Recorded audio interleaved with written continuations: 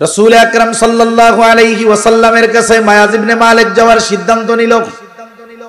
কারণ এখন তার মধ্যে চিন্তা, আমি যেই পাপ করেছি আস্তাগফিরুল্লাহ পড়লে মাফ হবে না। কারণ এই পাপের খবর কেউ না জানলেও আল্লাহ তাআলা জানে।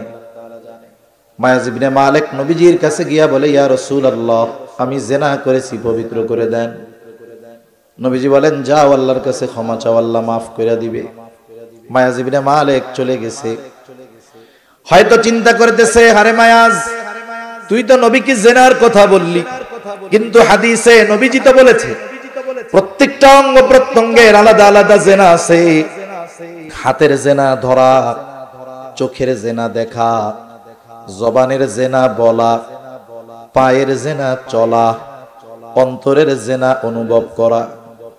তুমি তো আলাদা কইরা কও নাই তুমি কোন জিনা করেছো। এইবার আবার ফিরে আসতেছে, নবীজির ডান পাশে বৈশা নবীজিরে বলে, ইয়া রাসূলুল্লাহ, আমি জিনা করেছি, আমাকে আপনি পবিত্র করে দেন। নবীজি মুখটা ঘুরায় নিছেন, এবার বাম দিকে আইসা বলে, আমি জিনা করেছি, পবিত্র করে দেন। মুখ ঘুরায় ডানে নিয়ে গেছে। সামনে আইসা কয়, ইয়া রাসূলুল্লাহ, জিনা করেছি, আমারে আপনি পবিত্র করে দেন। নবীজি বলে, মায়াজ, কি বলতে চাও স্পষ্ট করে বলো। মায়াজ ইবনে মালিক বলে, ইয়া রাসূলুল্লাহ, বৈধ স্বামী স্ত্রী যেভাবে মিলিত হয়, আমি অবৈধভাবে এইভাবে মিলিত হয়েছি। উনি বিবাহিত পুরুষ। বিবাহিত পুরুষের শাস্তি কি? ইসলামী শরিয়াতে তার শাস্তি হলো তাকে পাথর নিক্ষেপে হত্যা করা হবে, এটা তার তাওবা। রাসূল আকরাম সাল্লাল্লাহু আলাইহি ওয়াসাল্লাম জিজ্ঞাসা করেন, এ কি পাগল নাকি?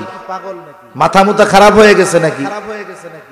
কারণ একজনের অপরাধের কোনো সাক্ষী নাই, সে নিজে তার অপরাধের সাক্ষ্য দিচ্ছে। আবার যেই অপরাধের শাস্তি হলো মৃত্যুদণ্ড, তাও স্বাভাবিকভাবে নয়, কত কষ্টের মৃত্যু। উপস্থিত সাহাবায়ে কেরাম বলে, না ইয়া রাসূলুল্লাহ, এ তো পাগল না, দেখো তো মদ পান করেছে কিনা। কারণ মানুষ যখন মদপ্য হয়, নেশাগ্রস্ত হয়, তখন অনেক উল্টোপাল্টা কথা বলতে পারে। পরীক্ষা করা হলো, না, মায়াজ ইবনে মালিক মদ পান করে নাই। রাসূল আকরাম সাল্লাল্লাহু আলাইহি ওয়াসাল্লাম শাস্তির ব্যবস্থা করলেন। এই যে তার তাওবা করানো হলো, এখন সে মারা গেল, তাকে দাফন কাফন পরানো হলো, দাফন করা হলো। নবীজি অংশগ্রহণ করলেন সবকিছুতে। তার জানাজা, কাফন, দাফন, জানাজা সবকিছু কমপ্লিট করে কবরস্থ করে নবীজি ফিরে আসতেছে। যারা ওইখানে অংশগ্রহণ করেছে তাদের মধ্যে দুইজন মায়াজ ইবনে মালিকের কবরের দিকে ইশারা করে, হায়রে মায়াজ ইবনে মালিক বড় বলদ, বোকা। বলে, আল্লাহ তাআলা তার গুনাহ গোপন করার সুযোগ দিয়েছিলেন, আবার নবীও তাকে প্রথমে ফিরিয়ে দিয়েছিলেন। ওই বোকা আবার নবীর কাছে ফিরে এসে তার গুনার কথার সাক্ষ্য নিজেই দিছে। নিজে তো মরেছে, সাথে সাথে সমাজের মানুষও জেনে গেছে মায়াজ ইবনে মালিক একজন জিনাকার। নবীজি এই দুইজনের কথা শুনছে, সামনে পথ চলতেছে, কিছু বলেন না। কিছু দূর যাবার পর নবীজি এক জায়গায় দাঁড়ালেন। ওই জায়গায় মরুভূমির মধ্যে একটা গাধা মরে আছে, ফুলে গেছে, পা উপরের দিকে উঠে গেছে।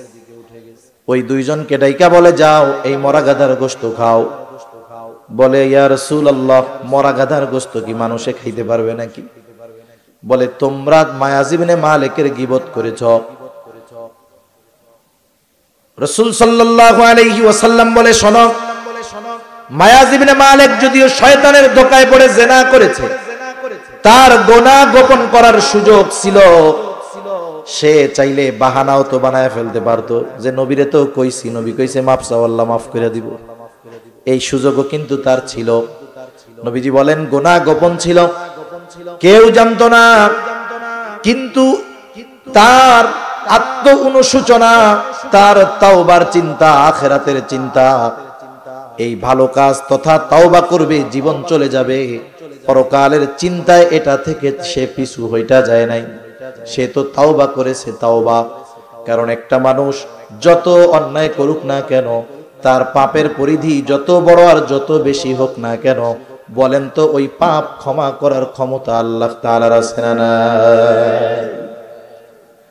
আরে পাপী যখন পাপ থেকে ফিরে আসে, আল্লাহ অনেক খুশি হয়। মায়াজ ইবনে মালিক তো তাওবা করেছে, তাওবা। আমি তো তারে দেখতেছি সে জান্নাতের মধ্যে ঘুরে বেড়াচ্ছে। শুনে রেখো, মায়াজ ইবনে মালিক যদিও তাওবা অন্যায় করেছে, জিনা করেছে, কিন্তু সে তাওবা করেছে আল্লাহর ভয়ে। তার এই তাওবা আল্লাহ তাআলার কাছে কতটা পছন্দনীয় হয়েছে। মায়াজ ইবনে মালিকের এই তাওবা যদি কোন সম্প্রদায়ের মধ্যে বন্টন করে দেওয়া হতো, ওই সম্প্রদায়ের ওই কওমের সকলের মাফ পাওয়ার জন্য মায়াজ ইবনে মালিকের তাওবা যথেষ্ট হয়ে যাইত। ওয়াযাক্কির ফাইন্নায যিকরা তানফাউল মুমিনিন। আল্লাহ রাব্বুল আলামিন বলেন, আপনি বারবার উপদেশ দেন। কেন আপনি বারবার উপদেশ দিবেন, ওয়াজ করবেন, নসিহত করবেন? আল্লাহ তাআলা বলেন, ফাইন্নায যিকরা তানফাউল মুমিনিন, কারণ ওয়াজ, নসিহত, উপদেশ এটা হলো মুমিনের জন্য উপকারী। ওয়াজ নসিহতের মাধ্যমেই মানুষের দিল তৈরি হয়ে যায়। যদি আয়োজক, বক্তা, শ্রোতা উভয়ের কম্বিনেশন থাকে, তার মানে ইখলাসের সংযুক্তি থাকে, তাহলে দেখা যায় ওয়াজের দ্বারা ফায়দা হয়।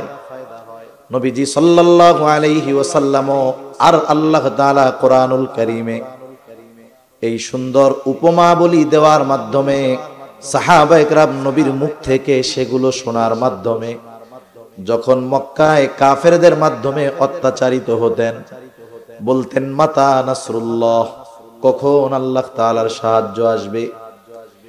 এমন একটা অবস্থা হয়ে যেত, তাদের জন্য অসহনীয় হয়ে যেত।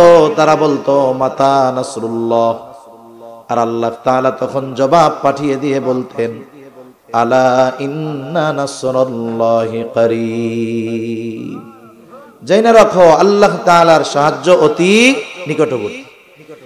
এই যে নসিহতের মাধ্যমে তাদের দিল আল্লাহ তাআলা তৈরি করছে, নবীর কথার মাধ্যমে, কোরআনের কথার মাধ্যমে, যার কারণে কি হয়েছে, এতটা অত্যাচারের শিকার হয়েছে তারা, ঈমান গোপন করার সুযোগ ছিল, জান চলে যাচ্ছে, মৌখিকভাবে ঈমানকে গোপন করতেছে, কিন্তু দিলে কোনো কমতি নাই। মৌখিকভাবে ঈমান গোপন করার সুযোগ থাকার পরেও এই মানুষগুলো মৃত্যুকে বেছে নিয়েছে, তবুও মৌখিকভাবে ঈমানকে গোপন করে নাই। এটা নবীজির কথা, কোরআনের কথার প্রভাবের মাধ্যমে। রাসূল আকরাম সাল্লাল্লাহু আলাইহি ওয়াসাল্লাম ও সাহাবায়ে কেরামকে ওয়াজ করতেন, যখনই সুযোগ পাইতেন ওয়াজ করতেন। মসজিদে প্রত্যেক নামাজের পরে নবীজি ওয়াজ করতেন, সাহাবায়ে কেরাম সাথে, নবীর সাথে পথ চলতেছে, নবীজি তখনও ওয়াজ করতেন। শুধু তাই না, কোন সফরে নবীজির সাথে মাত্র একজন, কয়জন? এই একজনকেও নবীজি সমগুরুত্ব সহকারে ওয়াজ করতেন। অনেক সময় আমরা এই ব্যাপারে বলি আর কি, যে দূর মাহফিলে আইছি, লোকজন নাই। লোকজন না থাকলে ওয়াজ উঠে, লোকজন না থাকলে ওয়াজ জুইতে হয় না। কিন্তু আমার থিওরি হইল, অধিক শ্রোতার চাইতে মনোযোগী শ্রোতা অনেক ভালো, অধিক শ্রোতার চাইতে অল্প মনোযোগী শ্রোতা অনেক ভালো। এজন্য ক্লাসের মধ্যে যখন কোন টিচার ক্লাসে ঢুকে, দেখা যায় ওই ক্লাসের মধ্যে বা ওই শ্রেণীতে মনোযোগী 2-3 জন আছে। আইসা নজর দিয়া দেখে ওই 3টার একটাও নাই। আইসা ঢুইকা বসে থেকে কয়, ওরা 3 জন কই? কয় স্যার আসে নাই। কয় আজকের পড়া আগেরটাই, কালকে আবার নতুন পড়া দিব। তাহলে 40 জন যদি থাকে, 3 জন মনোযোগীকে প্রাধান্য দিয়ে বাকি 37 জন অমনোযোগীকে গুরুত্ব দেওয়া হয় না। এটার কারণ কি? বলে ওস্তাদ তো জানেই যে ওরা ওই যেই সেই, আমি যা পড়াবো, আমি যা পড়াতে চাই, বোঝাতে চাই, এটা নেওয়ার জন্য ওই 3 জন মেহনত করে। আর এরা হলো চিন্তা করে কেমনে ক্লাস পাড়ি দিয়া কোনো মতে ম্যাট্রিক আইয়া পাস কইরা, ছেলেরা যদি টাকা পয়সা দিয়া, বাবার আছে 10 লাখ দিয়া যদি আর্মিতে ঢুকে যাওয়া যায়, আর মেয়েটা যে কোনো পথে যদি টাইনা টুইনা আইয়া পাস করতে পারে তাহলে পোলা দেখতে আসলে বলা যাবে আমার মাইয়া আইয়া পাস। একজনে বড়ে বিয়ার বড়া, তা এগো অসুবিধা নাই, ওই কাম হয়ে যাইব, কিন্তু পড়ার মূল উদ্দেশ্য যেই তিনজন গ্রহণ করতে পারবে এরা যেহেতু নাই, আজকে আর সামনে বাড়ারও দরকার নেই। রাসূল আকরাম সাল্লাল্লাহু আলাইহি ওয়াসাল্লাম একজনকে নিয়ে ওয়াজ করতেন। আমি আপনাদের খেদমতে ছোট্ট যেই হাদিসটা পেশ করেছি, এই হাদিসটা বর্ণনার ভঙ্গিতে এমনটাই মনে হয় নবীজির সাথে তখন একজন ছিল, হযরত আবু যর রাদিয়াল্লাহু তাআলা। কারণ নবীজির এই হাদিস বর্ণনা করেছেন আবু যর রাদিয়াল্লাহু তাআলা আনহু বলেন, ক্বালা লি রাসূলুল্লাহি সাল্লাল্লাহু আলাইহি ওয়াসাল্লাম, রাসূল সাল্লাল্লাহু আলাইহি ওয়াসাল্লাম আমার জন্য অর্থাৎ আমাকে বললেন। তার মানে রাসূল সাল্লাল্লাহু আলাইহি ওয়াসাল্লাম যখন কথাটা বলতেছেন, আবু যর রাদিয়াল্লাহু তাআলা আনহু তখন নবীজির সাথে একা ছিলেন, একা। নবীজি আবু যর রাদিয়াল্লাহু তাআলা আনহুকে তিনটা উপদেশ দিয়েছেন। কয়টা উপদেশ? জোরে বলেন না কয়টা? তিনটা উপদেশ দিয়েছেন, তিনটা।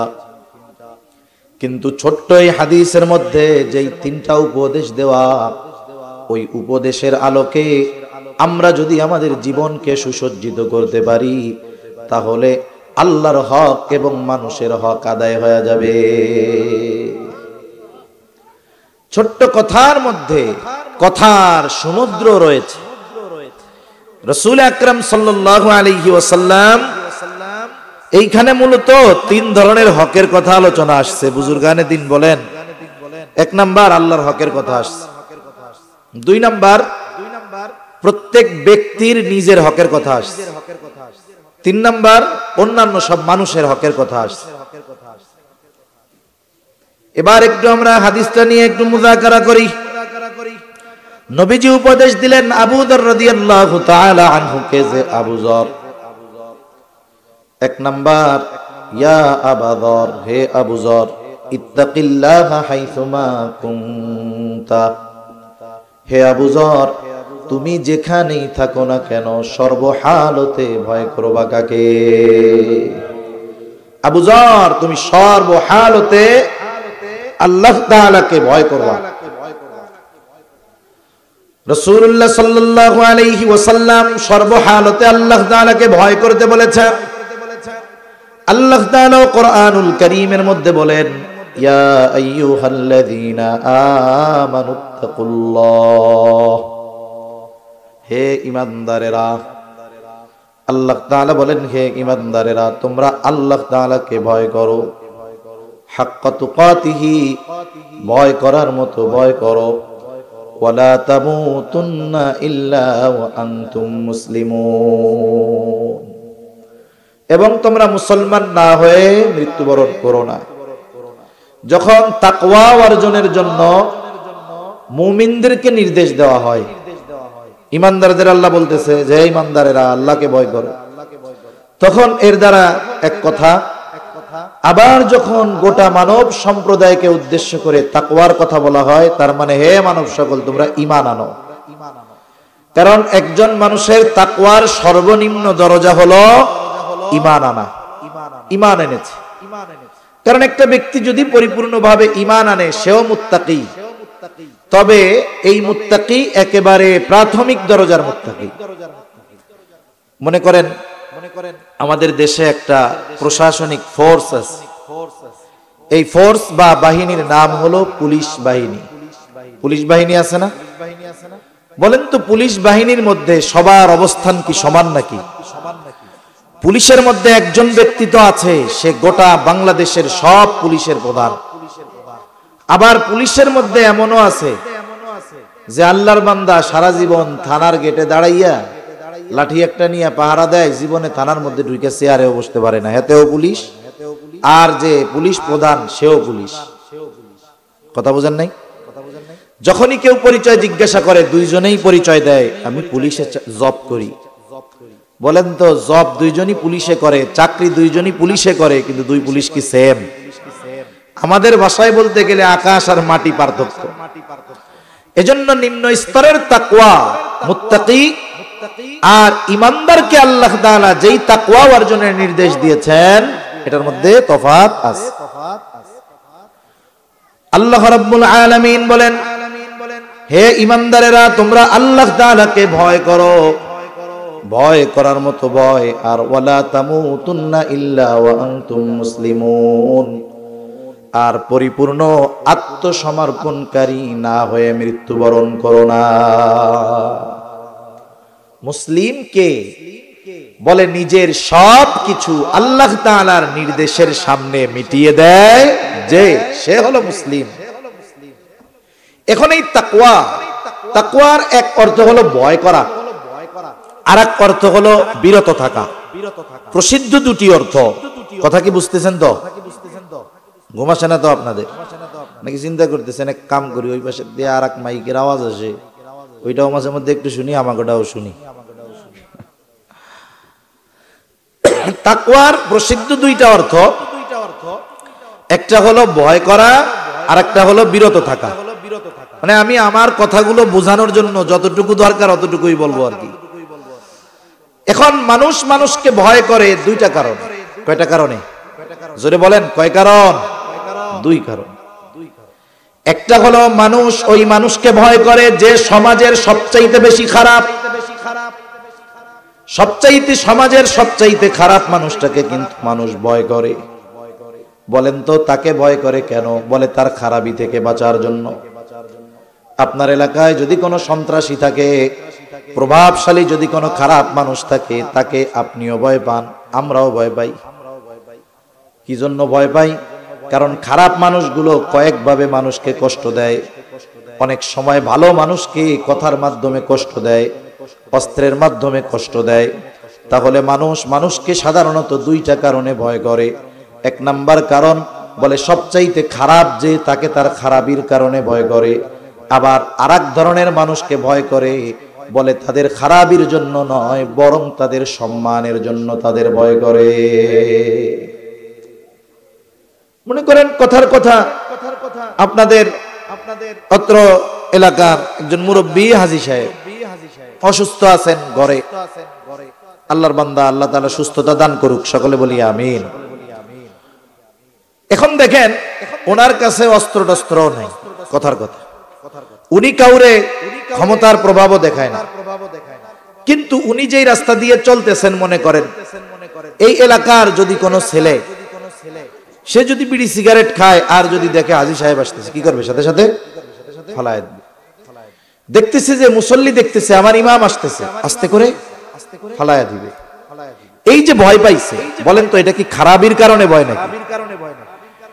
এটা হলো তার সম্মানের কারণে, আজমতের কারণে ভয়।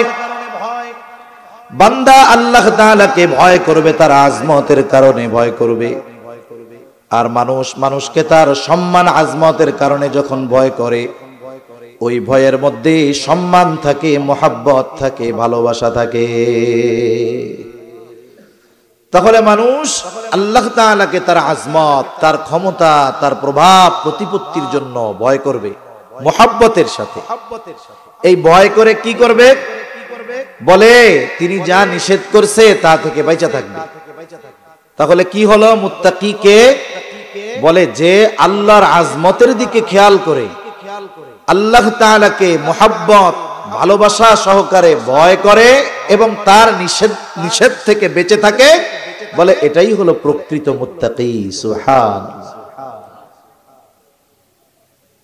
আল্লাহ সুবহানাহু ওয়া তাআলাকে বান্দা এইভাবে ভয় করবে। প্রথম বিষয় হলো এই ধরনের ভয় আমরা আমাদের অন্তরের মধ্যে কেমনে আনতে পারি?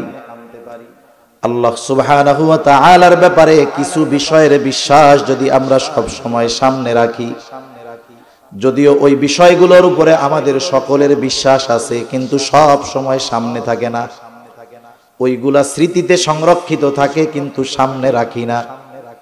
প্রত্যেক অবস্থায় যদি ওই বিষয়গুলো সামনে রাখতে পারি, ওই চিন্তা যদি আমাদের অন্তরে আনতে পারি, তাহলে আশা করা যায় আল্লাহর আজমতে তাকে ভয় করে তার নিষেধ থেকে বেঁচে থাকা যাবে।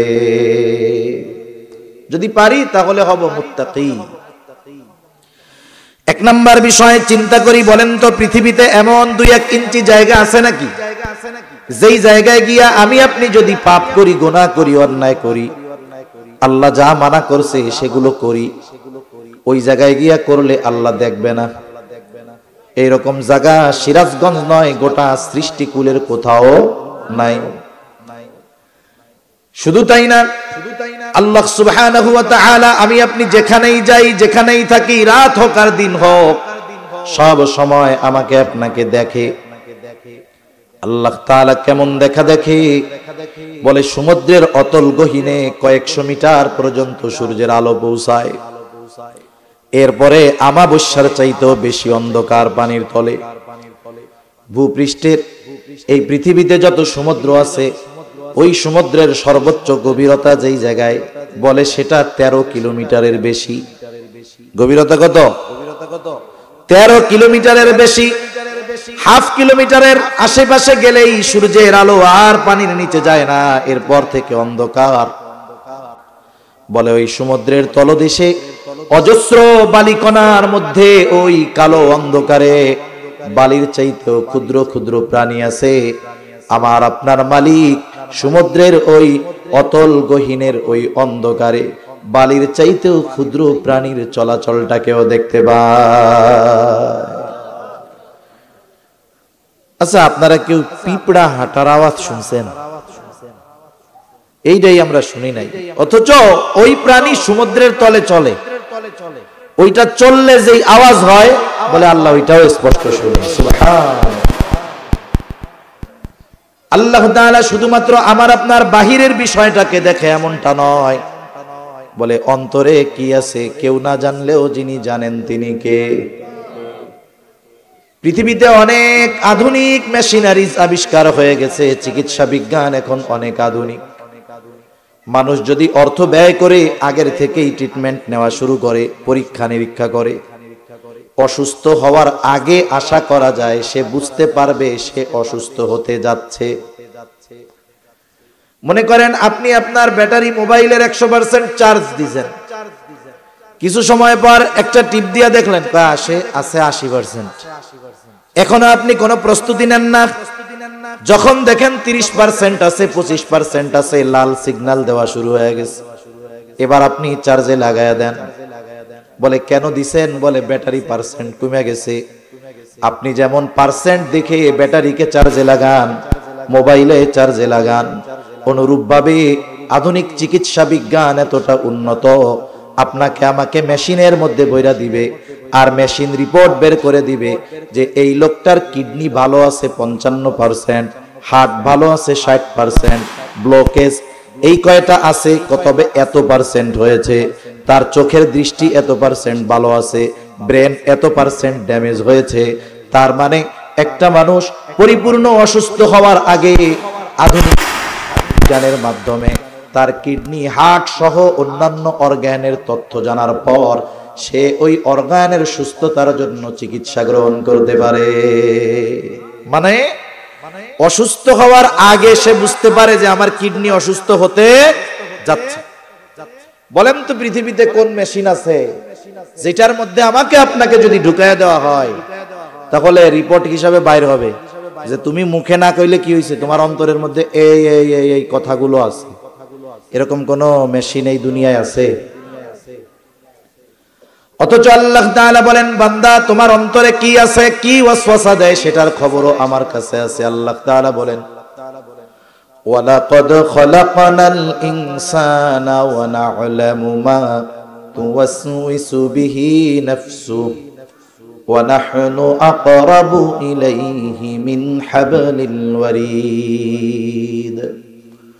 আল্লাহ রাব্বুল আলামিন বলেন, ওয়ালাকাদ খলাকনাল ইনসান, আমি মানুষ সৃষ্টি করেছি, শুধু তাই না, ওয়া না'লামু মা তুওয়াসওয়িসু বিহি নাফসু, আমি জানি কোন জিনিস তার অন্তরের মধ্যে ওয়াসওয়াসা দেয়। আল্লাহ তাআলাকে যদি জিজ্ঞাসা করি, আল্লাহ অন্তরের কথা মুখে এখনো আনি নাই, আপনি কেমনে জানলেন? আল্লাহ তাআলা বলেন, ওয়া নাহনু আকরাবু ইলাইহি মিন হাবলিল ওয়ারিদ, বান্দা তোমার অন্তরের কথা আমি কেন জানি, শুনে নাও, কারণ তোমার শাহরত তোমার যত কাছে তার চাইতে আমি তোমার আরো বেশি কাছে।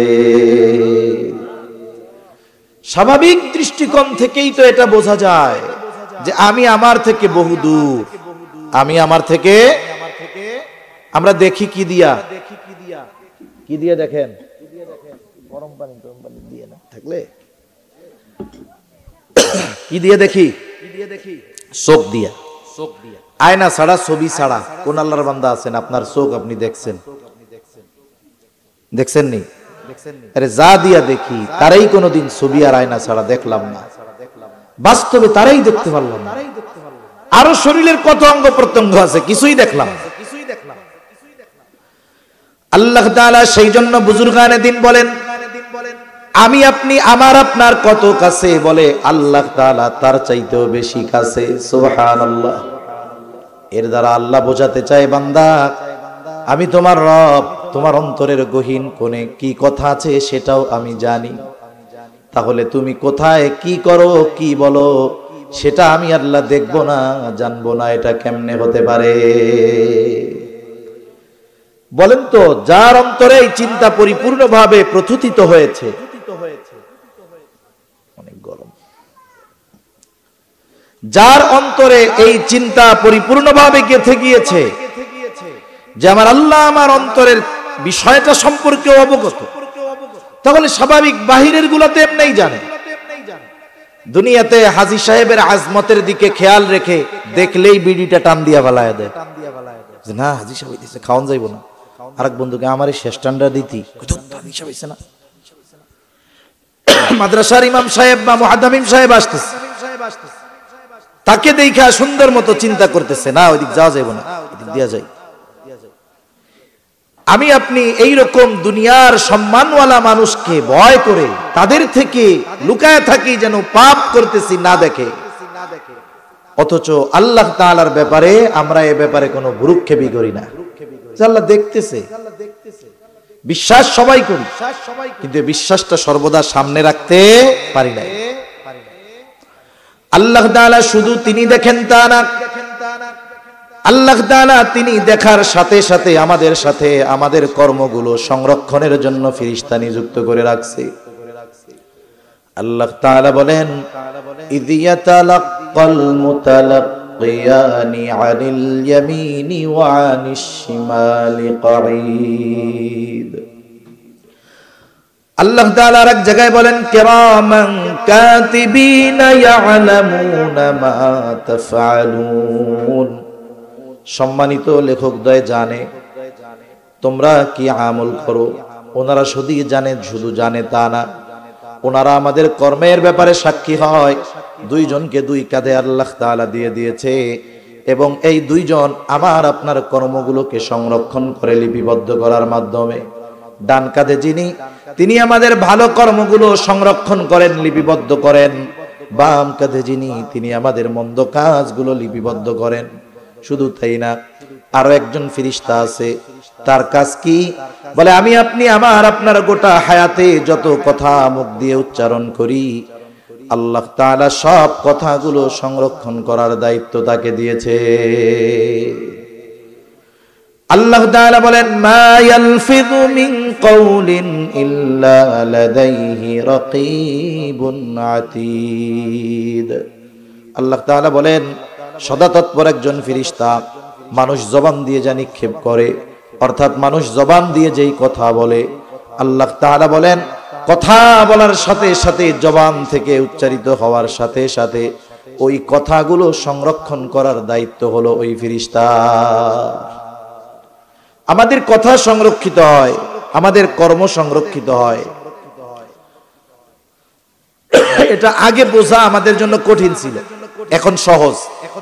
মেমোরির মধ্যে কত লেখা থাকে, কত ছবি থাকে, কত ভিডিও থাকে, কত আওয়াজ, কত ওয়াজ, কত সঙ্গীত, কত গান ও কত জনের থাকে, থাকে কি থাকে না? এরপরেও আল্লাহ তাআলা এই কথাগুলোকে ধ্বংস করে দেন না। আধুনিক বিজ্ঞান বলে মানুষ যত কথা জবান দিয়ে উচ্চারণ করে সব কথাগুলো বাতাসের মধ্যে থেকে যায়। কোথায় থাকে? বাতাসে থেকে যায়। মানুষের কর্মের আসর প্রভাব সে যেখানে করে যখন করে তখন থেকে যায়। যেমন অনেক জায়গায় হত্যাকাণ্ড হয়েছে, হত্যাকাণ্ডের ক্লু বের করার জন্য কি করে বলে ওই জায়গায় পুলিশ চারিদিক দড়ি দিয়ে ঘিরে রাখে। ঘিরে কি করে ওই জায়গায় বিশেষ মেশিনের মাধ্যমে ফিঙ্গারপ্রিন্ট তালাশ করতে থাকে কারো হাতের ছাপ আছে কিনা। এই পৃথিবীতে আমার আপনার কর্মের ছাপ থেকে যায়। মনে করেন এই যে আমরা এখানে বসেছি, এই বসা এর প্রভাব থেকে যাবে। কোরআনুল কারীমে আল্লাহ তাআলা জানিয়ে দিয়েছেন জমিন কিয়ামতের দিন তো সাক্ষী প্রদান করবে আল্লাহ তাআলার কাছে। তার উপরে ভালো কাজ অথবা মন্দ কাজ করনে ওয়ালার ব্যাপারে কিয়ামতের দিন আল্লাহ তাআলার কাছে জমিন সাক্ষ্য প্রদান করবে, সময় সাক্ষ্য প্রদান করবে। এই কথাগুলো বাতাসের মধ্যে আছে। বিজ্ঞানীরা চেষ্টা করতেছে এই কথাগুলোর মধ্য থেকে অতীতের বড় বড় মনীষীদের কথাগুলো আলাদা করে বের করে এবং ওই কথাগুলো তাদের যেই টোন, তাদের যেই ভয়েস, এটা আমাদেরকে শোনানোর জন্য তারা চেষ্টা প্রচেষ্টা অব্যাহত রেখেছে, গবেষণা চালিয়ে যাচ্ছে। তাদের টার্গেট তারা যদি সফল না হয় নেক্সট জেনারেশন হবে, তারপরে না হলে তারপরের ওয়ালারা হবে। এভাবে তারা গবেষণা চালিয়ে যাচ্ছে। দেখেন কথা ধ্বংস তো হয় না, কথা কিন্তু স্থানান্তরিত হয়। কেমনে হয়? মনে করেন আপনার আত্মীয় আছে আমেরিকাতে। আমেরিকা কত দূর? বলে প্রায় 15,500 কিলোমিটার।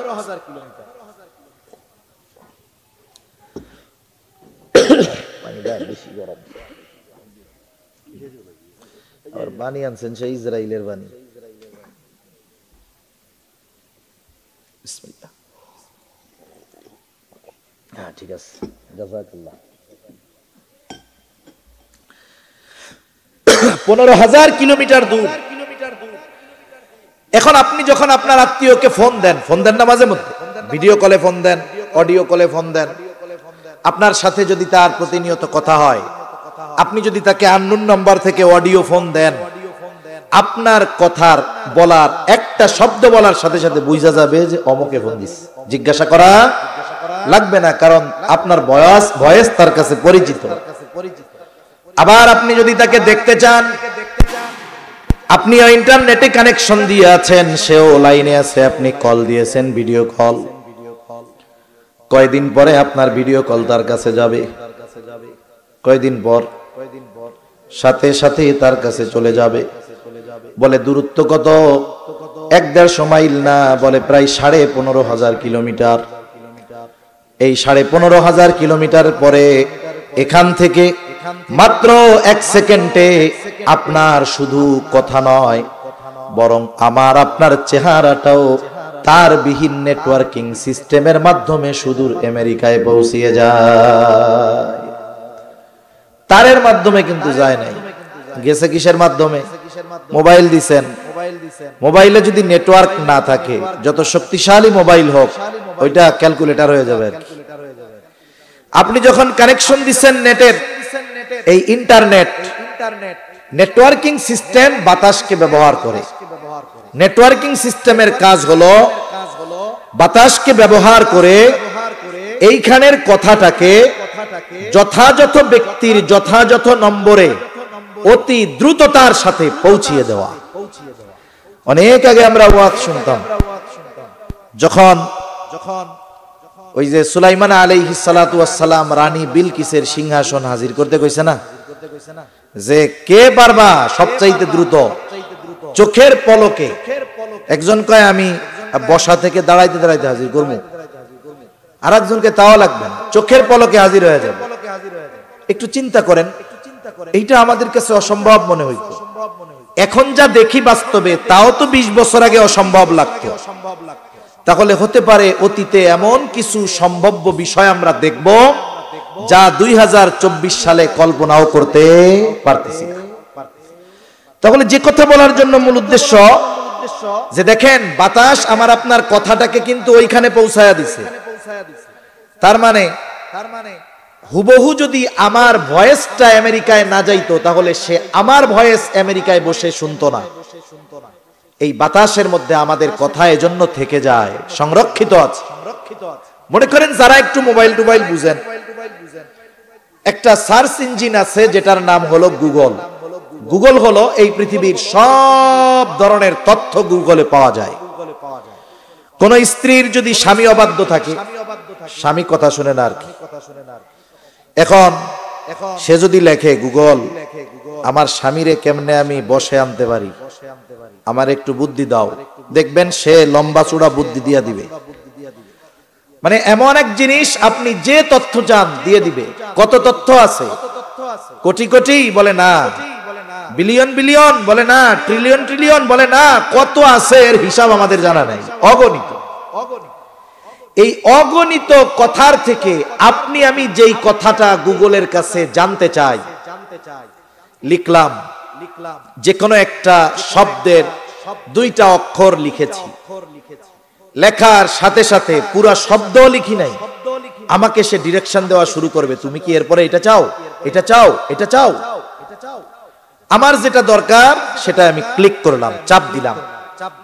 চাপ দেওয়ার সাথে সাথে যদি ইন্টারনেট স্পিড ভালো হয়, চাপ দেওয়ার সাথে সাথে আপনি যা চেয়েছেন ওই ব্যাপারে বিপুল তথ্য আমার আপনার সামনে হাজির হয়ে যায়। এই যে অগণিত তথ্যমালার মধ্য থেকে আমি যেটা চাই সেই কথাগুলো আমার সামনে আনার জন্য কয়েক সেকেন্ডের প্রয়োজন হয়, ঠিক কিনা বলেন? কথা বুঝতেছেন নাকি, না কঠিন কথা হয়ে যায় আবার? অগণিত তথ্য ভান্ডার থেকে আমার আপনার চাহিদা অনুযায়ী কথা আনতে কয়েক সেকেন্ড লাগে। মানুষকে এই বুদ্ধি দিয়েছেন কে? আরো জোরে বলেন কে? ওই আল্লাহ তাআলা যদি কিয়ামতের দিন বলে, বাতাস পৃথিবীর শুরু থেকে নিয়ে শেষ পর্যন্ত যত মানুষ আছে, যত মানুষ কথা বলেছে, সবার কথা তো তোমার কাছে সংরক্ষিত আছে, বাতাসে আছে। এখন তুমি এক কাজ করো, সিরাজগঞ্জের শাহজাদপুরের তালতলার আব্দুর রহিমের কথাগুলোকে আমার সামনে হাজির করো। বলেন তো এই কাজটা আল্লাহ তাআলার জন্য শুধু সহজ নাকি অতি সহজ? অতি অতি সহজ বিষয় আল্লাহ তাআলার জন্য। এজন্য এই ফিল, এই চিন্তা যদি আমার আপনার মধ্যে থাকে যে আমি যেখানেই যাই না কেন আমার আল্লাহ আমাকে দেখে, সম্মান আজমতের দিক দিয়ে আল্লাহ তাআলার চাইতে বড় আর কেউ নাই। এই জন্য সম্মান আজমতের দিক খেয়াল করে মোহাব্বতের ভয় সবচাইতে বেশি পাইতে হবে কাকে? আমি যদি দুনিয়ার সম্মানিত ব্যক্তিকে মোহাব্বতের নজরে দেখে তার সামনে অন্যায় করতে লজ্জা বোধ করি, লজ্জা পাই, তাহলে আরশে আজিমের মালিক আমাকে দেখতেছে, আমি কেন পাপ করতে লজ্জা পাই না? প্রশ্ন নিজের কাছে নিজে করতে হবে যে তুমি কি হয়ে গেলা, তোমার রব দেখতেছে আর তুমি এখনো পাপ করে যাচ্ছ। তোমার কি একটু চিন্তা হয় না? তোমার কি একটু লজ্জা হয় না? তোমার কি একটু ভয় হয় না? এই চিন্তা আমার আপনার মধ্যে যতক্ষণ পর্যন্ত না আসবে ততক্ষণ পর্যন্ত বাস্তবে আমাকে, আমাদের নিজেদেরকে পরিবর্তন, পরিশুদ্ধ করা অসম্ভব। একটা জামানার রাখালের যেই তাকওয়া ছিল, এই জামানার সবচেয়ে বড় বুজুর্গেরও হয়তো সেই তাকওয়া নাই। প্রসিদ্ধ রাখালের ঘটনা, এটা সবার কম বেশি জানা আছে। এরপরেও বলি একটু, আবার কথাগুলো সামনে আনি, কারণ মানুষ যেই বিষয়ে আলোচনা করে ওটা নিয়ে অনেক সময় বিবেচনাও করে। খলিফাতুল মুসলিমিন হযরত ওমর রাদিয়াল্লাহু তাআলা কয়েকজন সঙ্গী সাথীকে নিয়ে সফরে বের হয়েছেন, মরুর পথ ধরে চলতেছেন। ওনাদের তৃষ্ণাও লেগেছে, ক্ষুধাও লেগেছে, কি করবে? আরব সমাজে একটা নিয়ম ছিল, যখন কোন ছাগল পালের মালিক তার রাখালকে মরুভূমির মধ্যে ছাগল চরানোর জন্য পাঠাইতো, তখন বলে দিত, শুনো, তুমি তো ছাগল চরানোর জন্য মরুভূমি পাড়ি দিয়ে হয়তো জঙ্গলে যাবা, যেখানে গাছ আছে, খাবারের ব্যবস্থা আছে।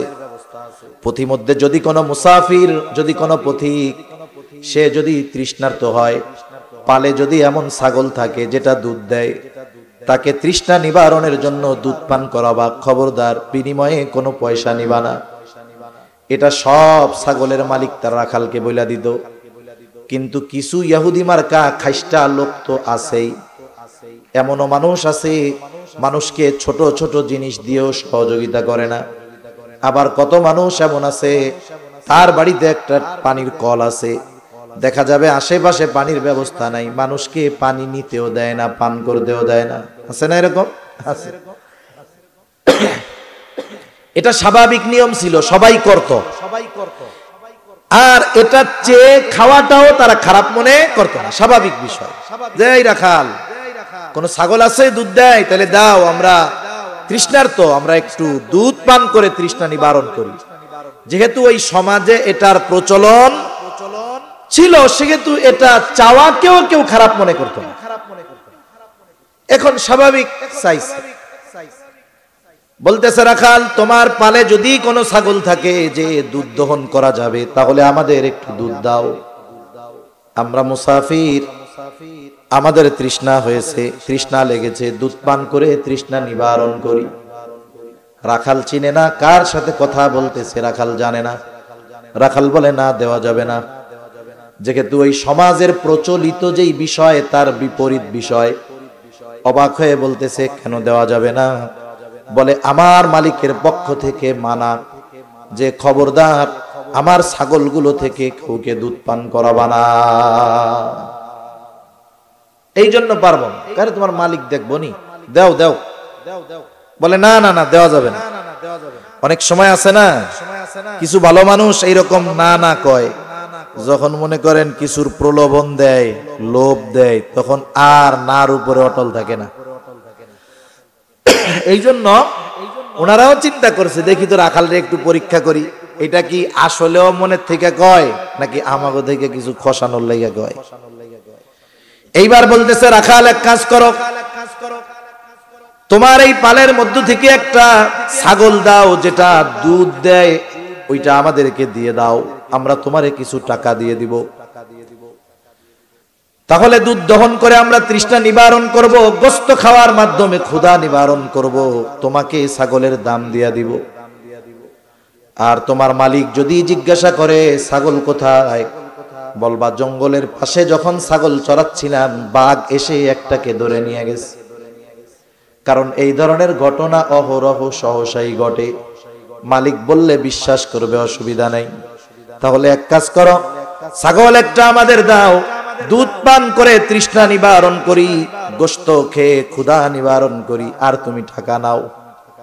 রাখালের চোখ বড় হয়ে গেছে, সে বলে, ইয়া হাজা ফাআইনাল্লাহ, হে আল্লাহর বান্দা, আল্লাহ কোথায়? হয়তো আমার মালিক আমাকে বিশ্বাস করবে, তিনি হয়তো দেখবেন না, তিনি আমার কথা হয়তো মেনে নিবেন, কিন্তু আল্লাহ তাআলার চোখ কেমনে ফাঁকি দিব? আল্লাহ কোথায়? তার মানে আল্লাহ কি দেখবে না? তুই কি কথা কস আমার সাথে? রাখাল এইটা কইতে কইতে চলে গেছে। আর ওমর রাদিয়াল্লাহু তাআলা আনহু বলেন, রাখালের মতো মানুষ যতদিন পৃথিবীতে থাকবে, আল্লাহ সুবহানাহু ওয়া তাআলা এই পৃথিবীতে মুসলমানদের লাঞ্ছিত করবে না, অপমানিত করবে না। বলেন তো, এরকম একটা রাখালের যে তাকওয়া, এইরকম তাকওয়া সাধারণভাবে কার সাথে তুলনা করব? আমার মনে হয় পৃথিবীর শ্রেষ্ঠ মুত্তাকি যিনি, কে তা আল্লাহ জানে। আমার মনে হয় ওই রাখালের তাকওয়ার ধারের কাছেও যাইতে পারবে না। তাকে এই তাকওয়ার এই স্তরে উন্নত মানে উত্তীর্ণ করেছে কি? বলে তার এই চিন্তা, কেউ না দেখলেও দেখে কে? জোরে বলেন না, কে দেখে? আল্লাহ তাআলা দেখে। এই চিন্তা আমাদের মধ্যে থাকা দরকার। যদি না আসে, কেউই গুনাহমুক্ত হতে পারবে না। আমাদের তরুণ সমাজ পাপ থেকে বাঁচতে পারবে না। তার সামনে শুধু রাখতে হবে যে আমার আল্লাহ আমাকে দেখতেছে। বলেন তো, আপনাদের এলাকায় কারো ব্যাপারে যদি এখন এই খবর আসে বিশ্বস্ত সোর্সে, বিশ্বস্ত মাধ্যমে, যে শোনো তোমার চলাফেরা সব কিছু কিন্তু প্রশাসন নজরে রাখতেছে, বিশ্বস্ত সূত্রে কথাটা আসছে, বলেন তো এই খবর পাওয়ার আগের চলাচল, খবর পাওয়ার পরের চলাচল এক থাকবে নাকি? দেখবেন যে তখন বুজুর্গ হয়ে গেছে, বাজারে গিয়ে আড্ডা দেয় না, কারে ক্ষমতায় বহাইব আর নামাইব এটি কিচ্ছু কয় না, বাড়ি বয়া থাকে, কর্মস্থলে যায় আর মসজিদের মধ্যে বসে থাকে। যে কোন জায়গায় যায় কি বিপদে পড়বো কে জানে, চুপ করে বয়া থাকি। তাহলে দেখেন যে প্রশাসন নজরে রাখছে, এতটুকু খবর এক বন্ধুর মাধ্যমে পাইয়া সুবিশাপ হয়ে গেছে। আর আল্লাহ দেখতেছে, নবীর মাধ্যমে কোরআনে জানিয়েছে, এর চাইতে আপার ক্লাসের সোর্স আর কি হতে পারে, ঠিক কিনা বলেন? অথচ আল্লাহ দেখতেছে, নবী বলেছেন, কোরআনে আল্লাহ বলেছেন, অথচ এই নজরদারি আমার আপনার মধ্যে ভয় ভীতির সঞ্চার করতে পারতেছে না। তার মানে বুঝতে হবে যে আমাদের অন্তরের অবস্থা, ঈমানের অবস্থা খুবই নাজুক, খুবই দুর্বল, ঠিক কিনা বলেন? সিসি ক্যামেরা দেখলে আমরা ভয় পেয়ে যাই। সম্ভবত ভারতের একটা ভিডিও 2 বছর আগে এক জায়গায় দেখছি। এখন এক লোক এক বাড়িতে চুরি করতেছে, যেই বাড়ি গেছে চুরি করতে, চোর ও বাড়িওয়ালারে চিনে, বাড়িওয়ালাও চোর রে চিনে। অপরিচিত হইলে সেন ভয় নাই, সিসি ক্যামেরায় দেখলেও সমস্যা নাই। কিন্তু ওই চোর বাড়ির থেকে মাল জিনিস নিয়ে যখনই বাইরে গেছে, দেখে যে মাশাআল্লাহ সামনে সুন্দর মতো সিসি ক্যামেরা লাগাই রাখছে। তার মানে ওনার চেহারা সব দেখে ফেলছে। অপরিচিত হইলে তো টেনশন ছিল না, চোর তো জানে যে আমারে চিনে, আবার সিসি ক্যামেরার সামনে। এবার মাল জিনিসগুলো গেটের মধ্যে রাখা এরকম করে, মাফ করে দেন, কান ধরে উঠছে, আজ জীবনে করুন না, কাউরে কয় না, আর জীবনে করুন না, মাফ চাই। চিন্তা করেন, সিসি ক্যামেরার এক লেন্স, তার অপকর্ম রেকর্ড হয়ে যায় কিনা, এই ভয়ে সে মালগুলা রাইখা সিসি ক্যামেরার মধ্যেই মাপ চাইয়া নিতেছে। অথচ আমরা কোনো চিন্তা করতেছি না, এটা আমাদের জন্য বড় দুর্ভাগ্যের বিষয়। অথচ আল্লাহ তাআলা আমাদের কর্মের ব্যাপারে কতটা খবর রাখেন। আল্লাহ তাআলা কোরআনুল কারীমের মধ্যে বলেন, আমি আপনি যদি দুনিয়ায় সরিষা দানা পরিমাণ কোনো আমল করি, আল্লাহ তাআলা সেটাও কিন্তু কিয়ামতে হাজির করবে। আমার আপনার সরিষা দানা পরিমাণ আমলের ব্যাপারেও আল্লাহ তাআলা বেখবর নয়। হযরত লোকমান নবী ছিলেন না, কিন্তু এত প্রজ্ঞাবান একজন ব্যক্তি ছিলেন যে আল্লাহ তাআলা কোরআনুল কারীমের মধ্যে ওনার নামে একটা সূরা নাজিল করেছেন। এবং হযরত লোকমান তার সন্তানকে কিছু নসিহত করেছে। এই নসিহত উপদেশগুলো আল্লাহ তাআলার কাছে এত পছন্দনীয় হয়েছে। করছে কোরআন নাজিলের কত বছর আগে? বলে দাউদ আলাইহিস সালামের আগ পর্যন্ত, দাউদ আলাইহিস সালাম নবুয়ত পাওয়ার আগ পর্যন্ত হযরত লোকমান মানুষের মধ্যে মাসলা মাসাইল ওয়াজ দিতেন, ওয়াজ করতেন, মাসলা মাসাইল বর্ণনা করতেন। এক এলাকায় যত বড় একজন বিজ্ঞবান ব্যক্তি থাকুক না কেন, নবী ওই এলাকায় আসার পর শরঈ সকল সমস্যার সমাধান দেওয়ার একমাত্র অধিকার হলো ওই নবীর, আর কারো না। দাউদ আলাইহিস সালামের আগ পর্যন্ত উনি সমস্ত শরঈ বিষয়ের সমাধান দিতেন। তার মানে দাউদ আলাইহিস সালামের নবুয়তির আগে হযরত লোকমান তার সন্তানদেরকে যে নসিহতগুলো করছে, এই নসিহতগুলো পছন্দ হয়েছে কার? আল্লাহ তাআলার কাছে পছন্দ হয়েছে। আল্লাহ তাআলা ওইগুলো সংরক্ষণ করে রাখছে। এরপরে সুলাইমান আলাইহিস সালাম, দাউদ আলাইহিস সালাম, সুলাইমান আলাইহিস সালাম, এনাদের কাছে হযরত লোকমানের নসিহতগুলো কয় নাই। মুসা আলাইহিস সালামের কাছেও কয় নাই, ঈসা আলাইহিস সালামের কাছেও কয় নাই। কইছে গিয়া কোন সময়? বলে মুহাম্মাদুর রাসূলুল্লাহ সাল্লাল্লাহু আলাইহি ওয়াসাল্লামের উম্মতের জন্য। সুবহানাল্লাহ। এই নসিহতগুলোর মধ্যে একটা নসিহত হযরত লোকমান তার সন্তানকে করতেছে। কি নসিহত? ইয়া বুনাইয়া ইন্নাহা ইন তাকু মিসকালা হাববাতিন মিন খারদালিন ফাতাকুন ফি সখরাতিন আও ফিস সামাওয়াতি আও ফিল আরদ ইয়াতি বিহাল্লাহ। হযরত লোকমান তার সন্তানকে বলে, হে আমার সন্তান, ইন্নাহা, এই হা দ্বারা উদ্দেশ্য আমল, কর্ম। মুফাসসিরিনে কেরাম বলেন এই কর্মটা সৎকর্ম হতে পারে, পাপ কর্ম হতে পারে। সেটা সৎকর্ম হোক অথবা পাপ কর্ম হোক, আল্লাহ তাআলা বলেন, হযরত লোকমান বলতেছে, হে আমার বৎস, তোমার ওই আমলটা, ইয়া বুনাইয়া ইন্নাহা ইন তাকু মিসকালা হাববাতিন মিন খারদাল, যেই আমলটা তুমি করেছো একেবারে সরিষা দানা পরিমাণ, আমলটা কোথায় করেছো? বলে ফাতাকুন ফি সখরা, পাথরের মধ্যে করেছো, আও ফিস সামাওয়াত, অথবা আসমানের মধ্যে করেছো, আও ফিল আরদ অথবা জমিনের মধ্যে করেছো, তোমার ওই সরিষা দানা পরিমাণটা, আমলটা, সেটা ভালো হোক আর মন্দ হোক, যেখানেই তুমি করো না কেন, আল্লাহ তাআলা ইয়াতি বিহাল্লাহ, ওই আমলটাও কিয়ামতের দিন আল্লাহ তাআলা হাজির করবে। কত অপরাধ, কত পাপ, কত অন্যায় আমরা লুকিয়ে ফেলি, পৃথিবীর কেউ জানে না। অথচ দেখা যায় সরিষা দানা পরিমাণ আমলটাও কিয়ামতের দিন হাজির করবে কে? জোরে বলেন না কে? আল্লাহ হাজির করবে। কথা কি কষ্ট হইতেছে নাকি? নাকি ঘুম আসতেছে আবার? সজাগ আছেন? নারায়ে তাকবীর, নারায়ে তাকবীর। এই জামানার শ্রোতা আপার ক্লাসও আছে, ডাউন ক্লাসও আছে। এই জামানায় মুফাসসিরে কোরআন আছে যে কোরআনের একটা শব্দ শুদ্ধ করে কইতে পারে না, তিনি হলেন মুফাসসিরে কোরআন। 2 ঘন্টা আলতু ফালতু গল্প বলবে, হাদিসের কোরআনের গল্প না। উনি হইলেন অন্যতম মুফাসসিরে কোরআন, মানে আন্তর্জাতিক মুফাসসিরে কোরআন।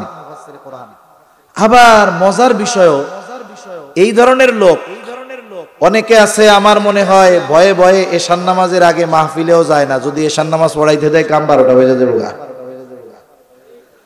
অথচ উনি আন্তর্জাতিক এক তাফসীর মাহফিলের প্রধান মুফাসসির। এরকম কম বেশি কিন্তু যমুনার এই পাড়ে অনেক আছে। কষ্ট পাইতেছেন? এটা কিন্তু বাস্তব। অনেক বড় বড় মুহাক্কিক উলামায়ে কেরাম যমুনার এই পাড়ে আছে, আবার এরকমও কিন্তু আছে। এজন্য উত্তরবঙ্গে এসে কথা বলতে অনেক সময় ভয় লাগে, যে যারা সামনে আছে এরা কোন হুজুরের শ্রোতা আল্লাহই ভালো জানে। নাম ছাড়া এক গল্প কই, আর নাম কওয়ার দরকার নেই। আপনাদের এই উত্তরবঙ্গে একজন ওয়াইজ আছে, হ্যাঁ, নাম কওয়ার দরকার নেই, এমনি বলতে গল্পটা কইতেছি। তিনি কিন্তু অনেক প্রসিদ্ধ, খুব রসাত্মক কথা বলেন, অনেক ভিউ ওনার ইউটিউবে, ওই পারে উনি অনেক জান না। তা এই এলাকায় যদি আনতে চান, আমার মনে হয় না 50,000-এর কমে আপনারা আনতে পারবেন। তা এই আল্লাহর বান্দারে আমাদের ঢাকার পাশে মোটর শ্রমিক ইউনিয়নের একটা সংগঠন আছে, এইটার নামও আমি এবার বলতেছি না যে কোন সংগঠন, নিচে দিলে আর এক বেশ ঝামেলা। এখন একটা বড় প্রোগ্রামে দাওয়াত দেওয়া হয়েছে ওনাকে, উনি প্রধান অতিথি, প্রধান বক্তা, আর আমি হলাম বিশেষ বক্তা। আমার বাসার পাশে ওই মাহফিলের আশেপাশে 3-4টা দাওরায়ে হাদিস মাদ্রাসা আছে। কি হাদিস? ওইসব দাওরায়ে হাদিস মাদ্রাসাগুলোর শিক্ষক কারা, শাইখুল হাদিস কারা? 1-2 জনের কথা কই। হাবিবুল্লাহ মাহমুদ কাসেমি সাহেব এক জায়গার শাইখুল হাদিস, আব্দুর রাজ্জাক কাসেমি সাহেব এক মাদ্রাসার মুহতামিম শাইখুল হাদিস, ইউসুফ সাদিক হাক্কানি হাফিজি হুজুরের একজন খলিফা, পাশের মাদ্রাসা এক মাদ্রাসার শাইখুল হাদিস, এবং হুজুর ওই মাহফিলের সভাপতি। তা ইউসুফ সাদিক হাক্কানি হুজুরের অভ্যাস হইল, উনি এই সভাপতি চেয়ার না, শ্রোতা নাই, কিন্তু সভাপতি আয়া বসে থাকবে, চেয়ারটাকে বক্তার চেয়ারের একটু আগে নিবে বা পিছিয়ে নিবে বা সমান থাকবে, বক্তার দিকে এরকম তাকাইবে। কথা বুঝছেন নেই? যে কথা বলতেছে তার দিকে কিরকম, এরকম তাকায় থাকবো। তার মানে এটা বুজুর্গদের একটা তবিয়ত। কারণ স্টেজে বসতে আরাম লাগতে পারে, আমরা কথা বলি, কিন্তু বাস্তবিক মাহফিলে কথা নিচে থেকে শুনা যে মজা, বক্তারের সামনে থেকে দেখা যে মজা, এটা কিন্তু অর্জন হয় না। তো উনি সামনে বসতে এরকম, আর চেহারার দিকে তাকায় আছে। তার মানে কি বলেন তো? ওই বুজুর্গ উনি যে চেহারার দিকে তাকাইছে, তার মানে উনি যারে দেখতেছে তার কাছ থেকে কিছু নিতে চাচ্ছে। বুঝেন নাই কথা? তা হুজুর তো বৈশা আছে, হুজুর যেহেতু গেছে একবারে, আরো যেহেতু বড় সংগঠনের মাহফিল, সংগঠন থেকে প্রতিষ্ঠানগুলোর দিকেও নজর রাখে, সব ওলামায়ে কেরাম স্টেজে বড়া বিশাল প্রোগ্রাম হয়, মোটর শ্রমিক ইউনিয়নের প্রোগ্রাম। হুজুর তো তাকায় আছে, শীতের দিন আমি গাইমা সুইরা কি দিয়ে কি কইয়া টইয়া কোনো মতো আমি বাঁচছি। যেহেতু উনি খুব প্রসিদ্ধ, লোকজন সামনে আসছে, আমি খানা খাইতে গেলাম, হুজুর যাওয়ার সময় দেখি যখন উনি উঠছে ঠিক এইভাবেই তাকায় আছে একেবারে। আমি কিন্তু হুজুরের দিকে একবারও তাকাই নাই, আমি এইভাবে আর একদিক তাকাই ওয়াজ করছি, মানে হুজুর নাই। কিন্তু উনি তো আর ওনার তবিয়তটা জানে না, পরিচয় টরিচয় হয়েছে এরপরে যখন বসছে। আল্লাহর বান্দা যে বয়ান করে উত্তরবঙ্গে খুব সুন্দর, 1 ঘন্টায় তার 45 মিনিট 50 মিনিট সে কথাই বলতে পারতেছে না, মানে কি দিয়া কি বলে, লোকজন সব উঠা চলে যাইতেছে। তা কি জন্য বললাম যে অনেক সময় হয় যে হয়তো উত্তরবঙ্গের শ্রমিক যারা ওরা চিন্তা করছে আমাদের একজন প্রসিদ্ধ মানুষ যিনি আমাদের এলাকায় গেলে হাজারো মানুষ তার নামের উপরে চলে আসে, তারা আমাদের এলাকায় আনতে অসুবিধা কোথায়? এজন্য বাস্তবতা হলো যে যমুনার ওই পাড়ের আলোচকরা যেই পরিমাণে এই পাশে দ্বীনি খেদমতের জন্য আসে, আমি কিন্তু অনেক আসি, আমি যমুনার এই পাড়ে অনেক প্রোগ্রামে আসি, বেশি আসি, অনেক আসি, কারণ চিন্তা করি আমি না গেলে এই জায়গায় আরেকজনকে দিয়া পূরণ করবে, দেখা গেল সে উল্টাপাল্টা কথা বলবে।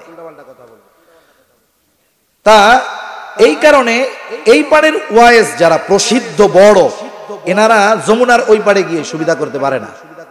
কেন?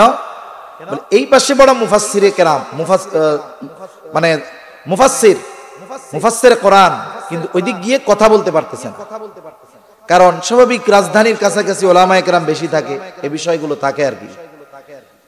তা কথার ফাঁকে আউট কথা এই জন্য বললাম যে অনেক সময় হয় যে যেহেতু শ্রোতা ওইরকম আছে, তা আমার সামনের শ্রোতারা কোন দলের এটা বোঝা অনেক সময় কঠিন হয়ে যায়, ঠিক কিনা?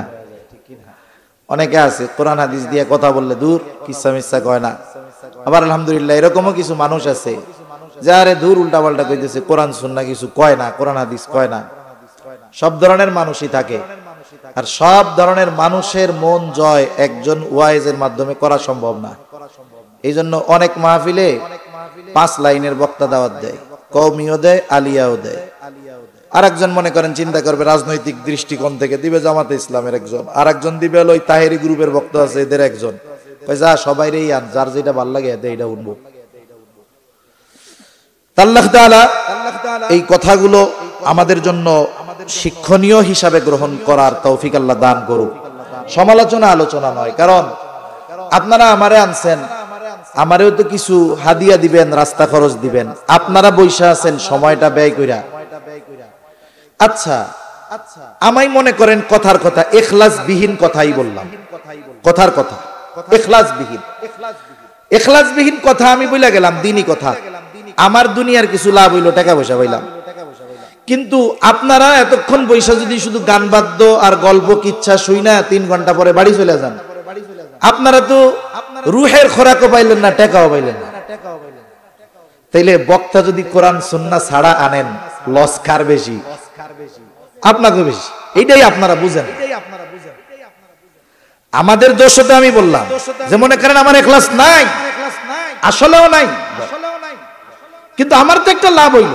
কিন্তু আপনি 3 ঘন্টা বসে থাকলেন, এত কষ্ট করলেন, বাচ্চাদের সময় দিতেন, ব্যবসার কাজে সময়টা ব্যয় করতেন, এই সময় তো আপনার কিছু লাভ হইতো। আমি তো কিছু নিয়ে চলে গেলাম, কিন্তু আপনি কি পাইলেন? আমার এজন্য এই ব্যাপারে আমাদের সর্বোচ্চ স্বার্থবাদী হতে হবে যে আমি আমার সময় এই কাজে ব্যয় করব যেখান থেকে আমার দুনিয়ার বৈধ লাভ অথবা আখিরাতের লাভ থাকবে। বলেন ইনশাআল্লাহ। আল্লাহ তৌফিক দান করেন। যাক, এক কথার থেকে অনেক কথা অন্য দিক চলে গেছি। মূল কথাটা হলো আল্লাহ সুবহানাহু ওয়া তাআলা যে আমাকে আপনাকে দেখতেছেন, আমার আপনার কথা সব সময় শুনতেছেন, এই চিন্তা যদি আমার আপনার মধ্যে সব সময় থাকে, বলেন তো আল্লাহর হুকুম অমান্য করা তাহলে আমার জন্য সহজ থাকবে না কঠিন হয়ে যাবে? সেখানেই করব আল্লাহ দেখতেছে, আল্লাহ দেখতেছে। এই বিশ্বাস আমাদের অন্তরে যথাযথভাবে আনার তৌফিক আল্লাহ দান করেন, আমিন। তাহলে নবীজি 3 ধরনের হকের কথা বলেছিলেন এই হাদিসের মধ্যে, মনে আছে নি আপনাদের? একটা টাইম দিয়ে দেই, কারণ এক জায়গায় আপনি যদি নতুন যান, নতুন গেছেন, আগে পরে যান নাই, একেবারে প্রথম যাইতেছেন, রাস্তাও চিনেন না, গন্তব্য শেষ কোথায়, তাহলে ওই রাস্তাটা অল্প হইলেও অচেনা হওয়ার কারণে রাস্তা বেশি লাগে কি লাগে না? কিন্তু ফেরার সময় দেখবেন তাড়াতাড়ি চলে আসছেন। তাহলে অনির্দিষ্ট গন্তব্যে যদি ছুটতে থাকি, মনে করবে হুজুর শেষ করবে কখন।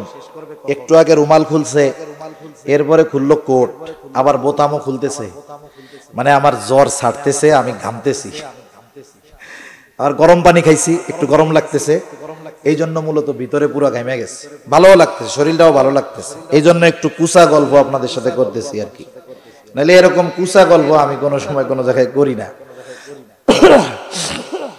আমি বলছিলাম যে বুজুর্গানের দিন বলছেন যে ওই হাদিসটা এমন হাদিস যে এর মধ্যে আল্লাহর হক আর বান্দার হক। এখন আসেন, একটা বিষয় জানছি যে ভয় করব কাকে? ভয় করার মানে কি? আল্লাহর আজমতের দিকে খেয়াল রেখে, মোহাব্বত ভালোবাসার ভয়ে আল্লাহর সমস্ত নিষেধাজ্ঞাবলী থেকে বেঁচে থাকার নাম তাকওয়া। যে করে বলে সেই হলো মুত্তাকি। এখন আল্লাহর হক কি? বলে ওয়াবুদুল্লাহ ওয়ালা তুশরিকু বিহি শাইআ। ইবাদত একমাত্র কার হবে? তার সাথে কারো শিরিক করা যাবে? এখন বলেন তো, যে আল্লাহরে ওইরকম ভয় পায়, মানে মোহাব্বত করে, ভালোবাসে, আজমতের দিকে খেয়াল রেখে আবার গুনাহ থেকে বাইচা থাকে, এই লোকটা কি কোনোদিন আল্লাহ ছাড়া কারো ইবাদত করবে? ওই লোকটা কি কোনোদিন আল্লাহর সাথে শিরিক করবে? তার মানে তাকওয়ার মাধ্যমে আল্লাহর হক পরিপূর্ণভাবে আদায় করা হয়। আলহামদুলিল্লাহ। 2 নাম্বার নসিহত নবীজির। ও আগে সেই সীমারেখা দিয়ে নিমু না বর্ডার, এটাই তো ভুলে গেছি। মনে করেন আমার ঘড়িতে বাজে 11:25, আপনারা আমার সময় দিবেন হলো 40 পর্যন্ত, তার মানে 15 মিনিট। না না অত রাত না, অত না, 40 পর্যন্ত। বল খেলা দেখছেন? ফুটবল খেলা দেখেন নাই মনে হয়? আরে হাসা কথা কন, দেখছেন তো? কত কিছু দেয়। 90 মিনিটের পরে ইনজুরি টাইম দেয় না? ইনজুরি টাইম দেয়। যদি ইনজুরি টাইম 2-4-5 মিনিট যায়, তাহলে 45 পর্যন্ত গেল। এই 5 মিনিট আপনার আর আমার মধ্যে একটা সেতু বন্ধন থাকলো। আশা করি 45-এর উপরে আমরা যাব না ইনশাআল্লাহ। কারণ রাত বেশি হলে নামাজির চিন্তা, বেনামাজির কোনো চিন্তা নাই। কারণ ও তো ঘুমাই 3টার সময়, ও চিন্তা করবে আজকে 12টা-1টা পর্যন্ত ওয়াজ হই না, অন্যান্য দিনের মতো ঘুম দিমু, 10টা বাজে উঠবো। দ্বিতীয় হক কি? দ্বিতীয় নসিহত কি? ওয়াতবি'is সাইয়্যাতাল হাসানাতা তামহুহা। নবীজি বলেন, ও আবু যর, তোমার দ্বারা যদি কখনো মন্দ কাজ হয়ে যায়, তুমি ভালো কাজ করবা। মন্দ কাজ হয়ে গেলে ভালো কাজ করলে কি হয়? বলে তামহুহা, ভালো কাজটা মন্দ কাজটাকে মিটিয়ে দেয়। আল্লাহ তাআলাও বলেন, ইন্নাল হাসানাতি ইউযহিবুনাস সাইয়্যাত। আল্লাহ তাআলাও জানায় দেন ভালো কাজ মন্দ কাজকে মিটিয়ে দেয়। এই জন্য আমার আপনার দ্বারা মন্দ কাজ সংগঠিত হয়ে যেতে পারে, এটা স্বাভাবিক। মানুষের ভুল হতে পারে, স্বাভাবিক। নবীদের বিষয়টা ভিন্ন। নবীদের দ্বারা পাপ হবে না, তারা মাসুম। মনে রাখতে হবে, পাপ এক জিনিস, ভুল আর এক জিনিস। মনে করেন রোজার মাস, আপনি রোজা রেখেছেন, হঠাৎ করে দুপুর বেলায় খিদা লাগছে, গলা শুকায় গেছে, মনে নাই, একেবারে পেট ভইরা পানি খাইছেন। বলেন তো ভুলে খায়া ফেলছেন, কিন্তু যখন মনে পড়ছে হায় রে কাম তো সারা, খাওয়া বাদ দিছেন। বলেন তো রোজা আছে না গেছে? তাহলে মিয়া আমি আপনি নবীদের সাথে তুলনা করার সুযোগ নাই। ভুল কইরা পেট ভরে যদি পানি খায় ফেলি, রোজা ভাঙে না। তাহলে নবীদের দ্বারা যদি কখনো এরকম কিছু হয়, এটাকে পাপ বলার কোনো সুযোগ নাই। আদম আলাইহিস সালামরে অনেকে পাপী বলে, নাউজুবিল্লাহ বলেন। আমি ওই কথাটার বিষয়টা সামনে আনছি। ভুল করে আদম আলাইহিস সালাম এটা খাইছে। অনেকে বলে উনি এই পাপ না করলে আমরা কি আর আইতাম? নাউজুবিল্লাহ বলেন। কোন নবী কোন পাপ করেন নাই, ওনারা মাসুম। ওনারা কি বলেন? আল্লাহ ওনাদের বিশেষভাবে হেফাজত করেন।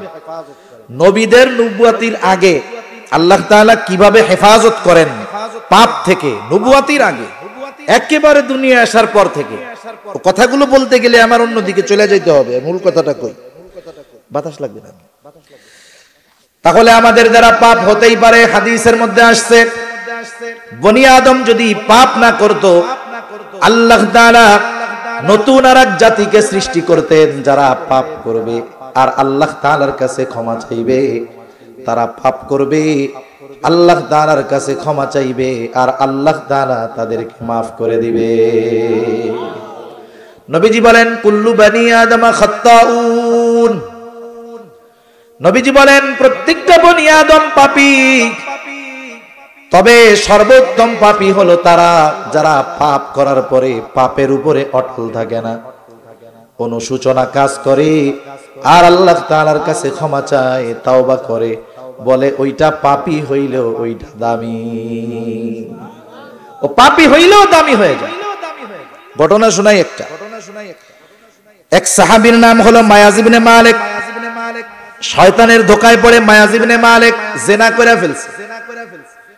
জিনা যখন করেছে, এই জিনার কোনো সাক্ষী নাই, কেউ দেখে নাই। জিনা যখন করতেছে তখন তো শয়তান তার সব কিছু ভালো মন্দ যাচাই বাছাইয়ের বিবেকের দরজা ক্লোজ করে রাখছে। আপনাদের এলাকায় আছে কিনা জানি না, অনেক সময় অনেক বাসের পেছনে খুব সুন্দরভাবে লেখা দেখি পৃথিবীর শ্রেষ্ঠ আদালত হলো বিবেক। লেখা থাকে না? সুন্দর লাগে না কথাটা? মিথ্যা কথা। কি কথা? সবকিছু বিবেক দিয়ে বিচার করলে সঠিক সিদ্ধান্ত আসবে না। এই বিবেক বারবার ফল্ট করে, ভুল করে।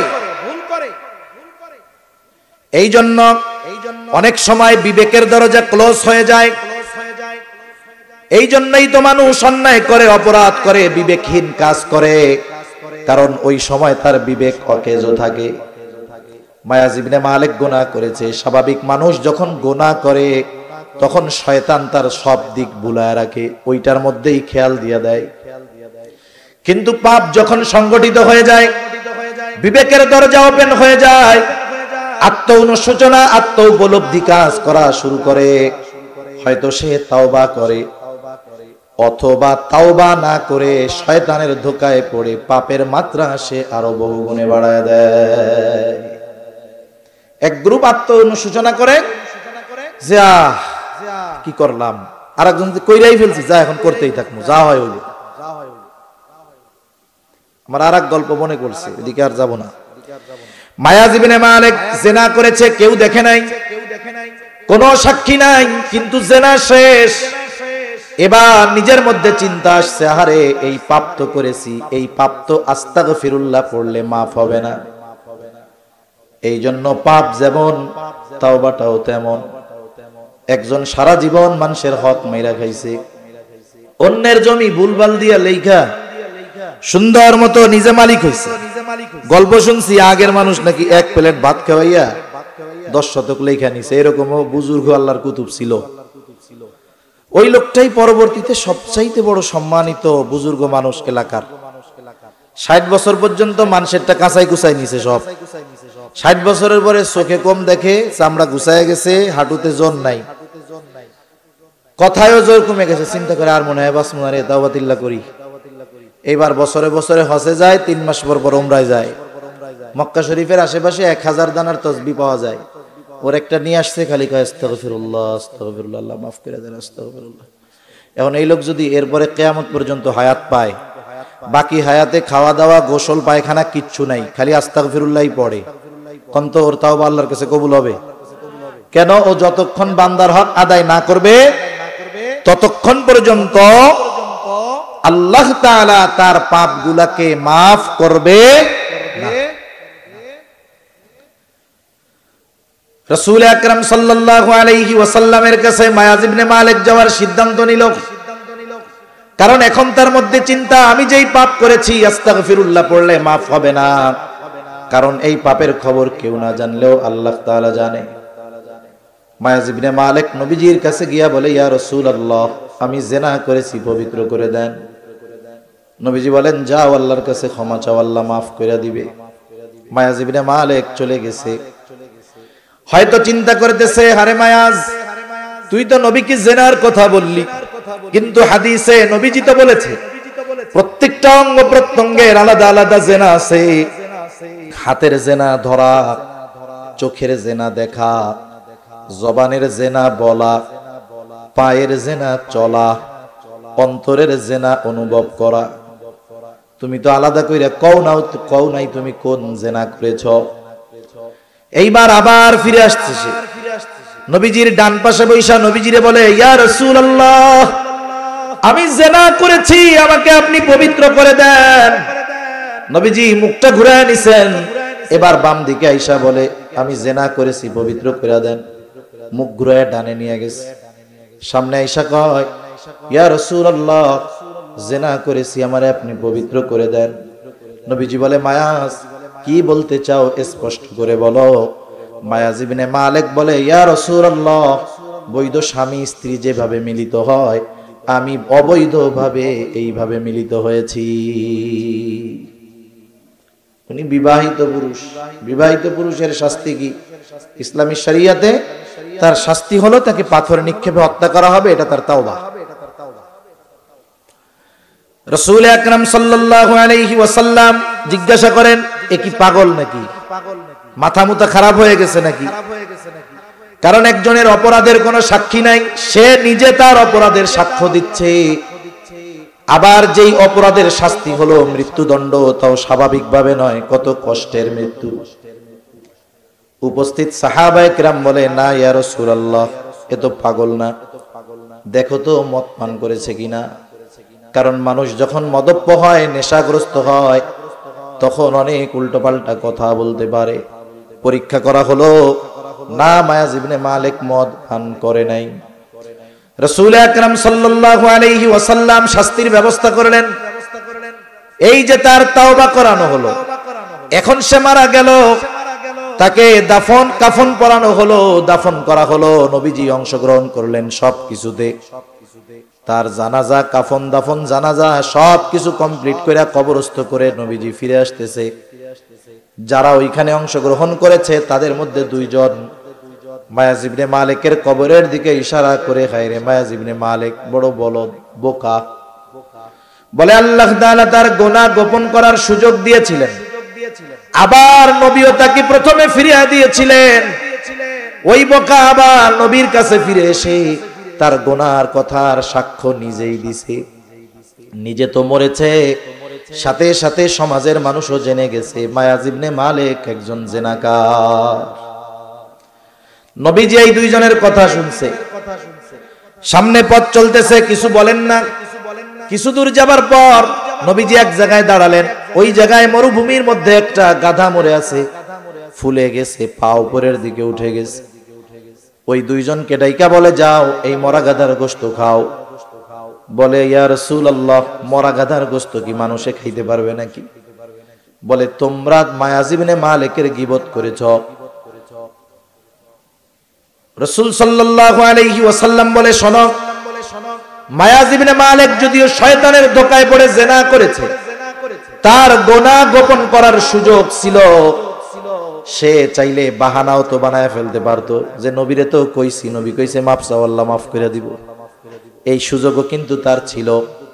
নবীজি বলেন, গুনাহ গোপন ছিল, কেউ জানতো না, কিন্তু তার আত্ম অনুশোচনা, তার তাওবার চিন্তা, আখিরাতের চিন্তা, এই ভালো কাজ তথা তাওবা করবে, জীবন চলে যাবে, পরকালের চিন্তায় এটা থেকে সে পিছু হইটা যায় নাই।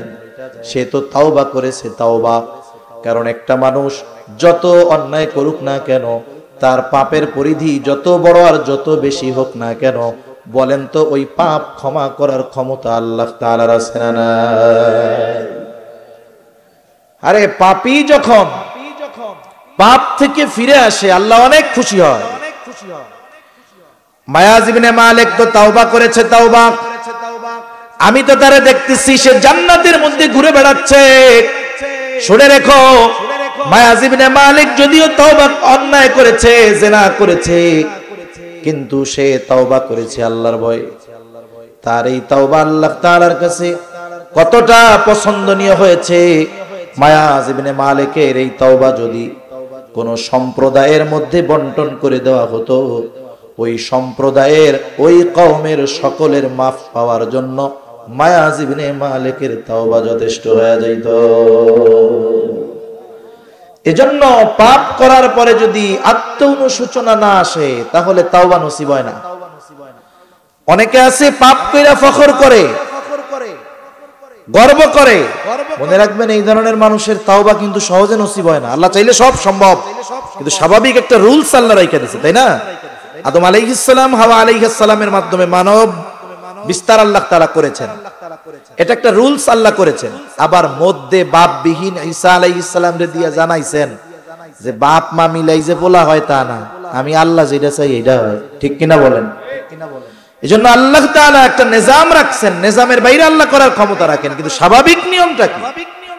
এজন্য আমরা আমাদের দ্বারা যদি কখনো কোনো অন্যায় হয়, অন্যায়টা যেমন এর বিপরীতে ভালো কাজটা তেমন। একজন মুরব্বির সাথে খারাপ আচরণ হয়েছে, তিনি আমার বড় আমি ছোট, কাজ কি? বলে মুরব্বির কাছে যায় মাপ চায় নাও, ক্ষমা চায় নাও।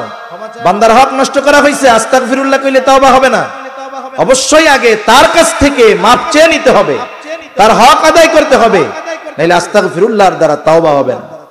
তা যে কথা বলতে যাচ্ছিলাম, মন্দ কাজটা যেমন এর বিপরীতে ভালো কাজটাও ওই সমমানের হতে হবে কম পক্ষে। এখন আসেন, এটা হলো প্রত্যেক ব্যক্তির নিজের উপরে নিজের হক। বলে আমার উপরে আমার হক, আপনার উপরে আপনার হক কেমনে? আমি আপনি কি আমার আপনারা নিজের লাঠি দিয়ে পিটাই নাকি? জুলুম করছি কেমনে নিজের উপরে? বলে মানুষ পাপ করার মাধ্যমে নিজের উপরে জুলুম করে। পাপ করার মাধ্যমে কি করে? জুলুম করে। আমরা বলি মোনাজাতের মধ্যে রব্বানা যালামনা আনফুসানা, হে রব আমরা আমাদের নিজেদের উপরে জুলুম করেছি। জুলুম নিজের উপরে নিজে কেমনে করে? বলে পাপ করার মাধ্যমে করে, গুনাহ করার মাধ্যমে করে। সে গুনাহ মোবাইলের হোক, স্বাভাবিক হোক, বান্দার হক নষ্ট করার মাধ্যমে হোক। 3 নাম্বার নবীজি বলেন ওয়া খালিকিন নাসা বিখুলুকিন হাসানিন, ও আবু যার মানুষের সাথে সদাচরণ করবা, ভালো ব্যবহার করবা। সদাচরণ এটা ব্যাপক অর্থবোধক একটা শব্দ। মানুষের সাথে সম্পর্কের ভিন্নতায় হকের ধরনেরও কিন্তু ভিন্নতা থাকে। যেমন স্বাভাবিকভাবে একজন মুসলমানের উপরে আর একজন মুসলমানের কিছু হক আছে না নাই? এটা মুসলিম হিসাবে মুসলিমের উপরে হক। আবার দেখেন, সে যদি মুসলিম হয়, আত্মীয় হয়, তাহলে হকটা কি হয়? একে তো মুসলিম হিসাবে হক, দ্বিতীয় আত্মীয় হিসাবে হক। অনেক সময় হয় একজন মুসলিম কিন্তু তার এক আত্মীয় সে এখনো অমুসলিম আছে, হইতে পারে এরা মুসলমান হয়ে গেছে, তিনি হন না। সে যদিও অমুসলিম কিন্তু অমুসলিম হক আত্মীয়, তো এই কারণে তার উপরে হক আছে। যেমন প্রতিবেশীর উপরে প্রতিবেশীর হক আছে। প্রতিবেশী মুসলিম হোক আর অমুসলিম হোক, হক আছে না নাই? অথচ প্রতিবেশীর হকটা অনেক গুরুত্বপূর্ণ। কারণ গ্রাম অঞ্চল যারা আমরা বসবাস করি, আমি আপনি আমার আপনার আত্মীয় স্বজন শহরে যত বড় বড় অফিসার থাকুক না কেন, মুসিবতে পড়লে আগে প্রতিবেশী দৌড় দিয়ে আসে, ঠিক কিনা? কিন্তু দেখা যায় গ্রামে যার প্রভাব বেশি, সে প্রতিবেশীর জমি দখল দিতে দিতে, 1 ইঞ্চি নিতে নিতে এক সময় এর উচ্ছেদ করে দেয়। এটা ঠিক না। নবীজি বলেন আউসিনি জিবরিলু বিল জা হাত্তা যানানতু আন্নাহু সাইওয়ারিসাহু। আরে জিবরাইল আমারে প্রতিবেশীর ব্যাপারে এত ওসিয়ত করতেছিল যে আমি মনে করছি মনে হয় প্রতিবেশীরে ওয়ারিশ বানায় দিবে, মানে মইরা গেলে সেও আমার কিছু সম্পদের অংশ পাইয়া যাবে। এজন্য সাধারণত প্রতিবেশীর সাথে আমরা অনেক খারাপ আচরণ করে ফেলি, হক নষ্ট বেশি হয় তাদের। আমরা এটা করব না। আয়েশা সিদ্দিকা রাদিয়াল্লাহু তাআলা আনহা নবীজিকে জিজ্ঞাসা করতেছে, বলে ইয়া রাসূলুল্লাহ আমার 2 জন প্রতিবেশী, একজন মুসলিম আর একজন অমুসলিম। সব বাঙ্গাইয়া বলতেছে, ইয়া রাসূলুল্লাহ 2 জন প্রতিবেশী, একজন মুসলিম আর একজন হলো অমুসলিম। প্রতিবেশী হিসাবে আমার কাছে কে বেশি হক প্রাপ্য? নবীজি বলেন নাই যে মুসলমান সে তোমার কাছে বেশি হক পাবে। নবীজি বলেন যার দরজা তোমার দরজার বেশি কাছে, প্রতিবেশী হিসাবে সে তোমার কাছে বেশি হক প্রাপ্য। ইসলাম এই শিক্ষা আমাদের দেয়। আর মুসলমানদেরকে যারা মুত খেয়ে বড় হইছে, এরা মানে সাম্প্রদায়িকতা সম্প্রীতি শিখাইতে আসে। দুঃখ কারে কই, একজনে মাজা বান্দা মার কাছে মামু বাড়ির ফলের গল্প শোনাইতেছে। এটা হাস্যকর না?